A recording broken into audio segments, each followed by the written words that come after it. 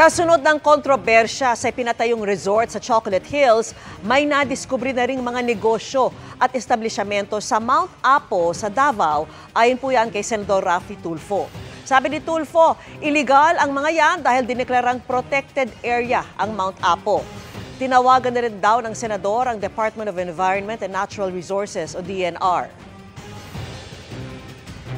Natumbok na naman, hindi lamang sa Bohol, maging sa Mount Apo sa Davao. Ganon na ganon din nangyari doon sa within the buffer zone, naglipa na para mga kabuti ang iba-ibang mga struktura ng mga negosyo na bawal dapat. Nung tanawagan namin yung DNR, inamin nila at binigyan daw nila ng 2 years na palugit yung iba doon na illegal ang pagkatayo para alisin na.